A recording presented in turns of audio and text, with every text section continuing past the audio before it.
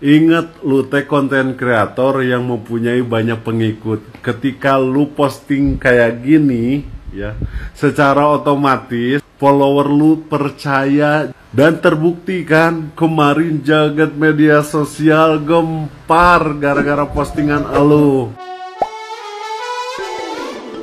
Isu tawaran 150 juta rupiah untuk menjadi buzzer pemerintah yang diungkap Jerome Pauline kembali menuai perhatian publik. Kritik Jerome Pauline mengenai penggunaan dana rakyat untuk pencitraan dianggap berani. Terlebih ketika ia membandingkannya dengan kebutuhan mendesak seperti gaji guru. Sorotannya pada penderitaan rakyat semakin menegaskan posisinya sebagai suara muda yang lantang. Tidak berhenti di situ, Jerome Pauline juga menyindir gaya hidup pejabat yang menaikkan tunjangan DPR di tengah gelombang protes masyarakat. Polemik ini akhirnya ikut menyeret nama Denny Sumargo dan Mahfud MD dalam sebuah diskusi terbuka. Melalui podcast Denny Sumargo, Mahfud MD menanggapi isu yang dipicu unggahan Jerome Pauline tersebut. Denny Sumargo mempertanyakan apakah tawaran untuk mempromosikan ajakan damai dengan imbalan uang bisa dikategorikan sebagai tindak pidana. Mahfud MD menjelaskan bahwa ajakan damai bukanlah tindak pidana meski disertai tawaran finansial.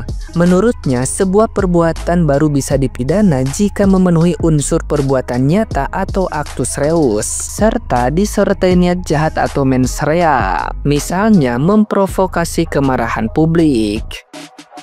Tanpa dua unsur itu, tawaran yang beredar di media sosial hanya sebatas isu yang perlu dibuktikan kebenarannya di ranah hukum.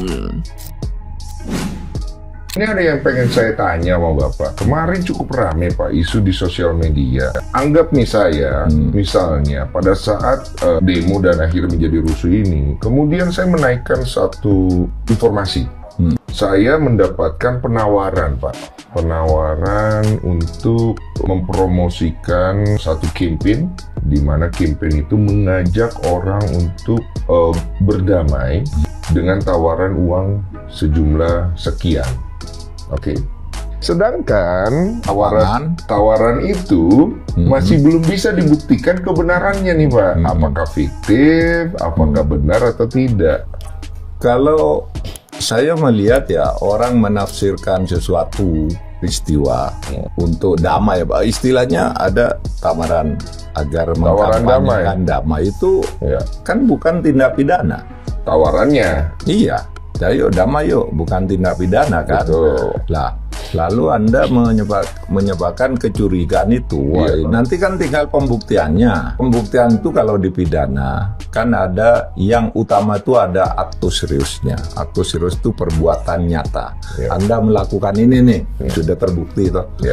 Tapi harus ada lebih mendasar dari itu, namanya mens rea. Mens reanya. Apakah Anda berniat ini memprovokasi orang agar orang marah, agar orang tidak puas? Kalau itu tidak bisa, tidak ada, bukan tindak pidana. Nah, gimana nih menurut netizen yang terhormat? Silahkan berkomentar ya.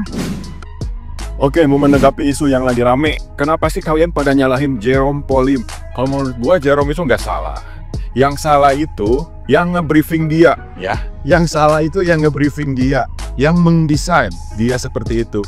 Itu terlalu menggebu-gebu, terlalu ada dendam, kayak di pemerintahan sekarang itu kesannya jelek gitu. Ini nih kayaknya ya, selama yang nge-briefingnya masih nganggur, mereka akan terus beris. Percayalah. Siapa sih yang dimaksud mereka? Yaitu mereka itu anak-anaknya, anak-anak. Yang bikin lucu apa?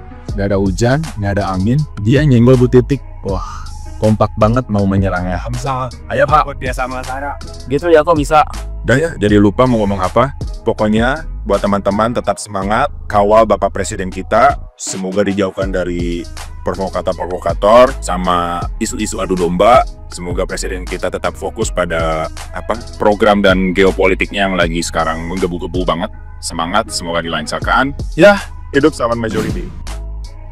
Ada orang yang membuat postingan screenshotan ajakan dirinya untuk menjadi buzzer pemerintah dengan dibayar 150 juta. Seketika postingan tersebut hilang, tapi dia tidak berani mempertanggungjawabkan atas postingan tersebut. Bahkan meminta maaf pun tidak pernah sama sekali. Apakah ini yang dinamakan bahwa kita diadu domba oleh orang-orang yang katanya pintar, yang katanya cerdas, yang katanya mempunyai intelektualitas yang baik, mumpuni, nyatanya kualitasnya seperti itu.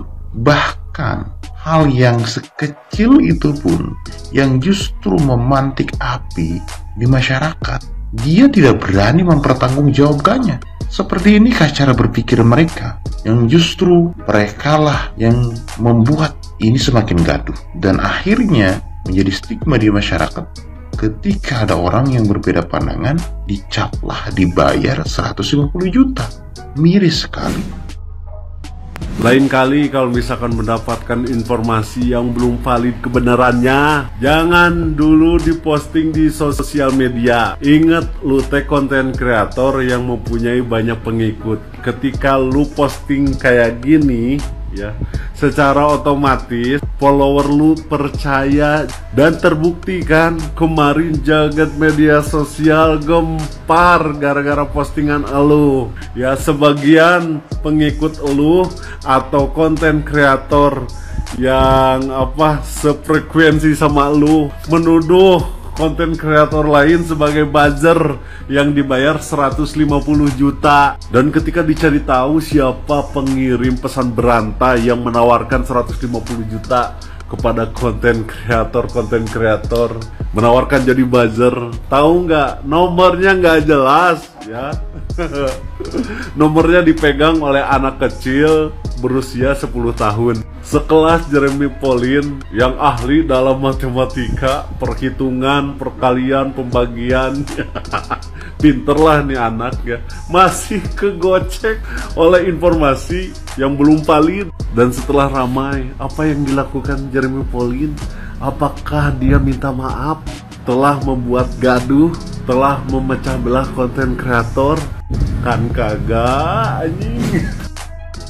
Ini gara-gara Jeremy Pauline ini, gue juga dikatain buzzer. Padahal gue tuh dari dulu ngeritik pemerintah, ngeritik apapun yang dikerjakan pemerintah yang menurut kita tuh salah, yang menurut kita mesti diperbaikin gitu loh. Kalian belum viral sana sini, gue dari dulu udah ngeritik sana sini. Memang sih pertama kali saya melihat video yang mana merespon statementnya Syahroni, saya bilang oh go girl. Saya sampai bilang kayak gitu, oh ini orang cukup berani, bagus. Aku bilang gitu kan, statementnya bagus. Tapi akhir-akhir kesini kok kayak sebenarnya kalian itu tujuannya apa? Kalian ini ada udang di balik batu? Guys, untuk berdebat dengan seorang pejabat, untuk ada di dalam forum, berdebat, diskusi, itu tidak perlu harus juara debat internasional.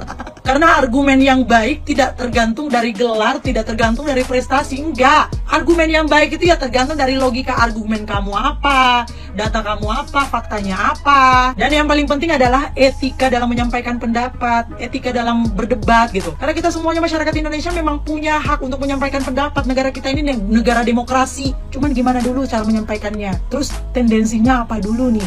Ya, dan kalian semuanya harus hati-hati ngelihat sosial media zaman sekarang. Karena sosial media zaman sekarang ini yang bener bisa terlihat salah, yang salah bisa terlihat benar.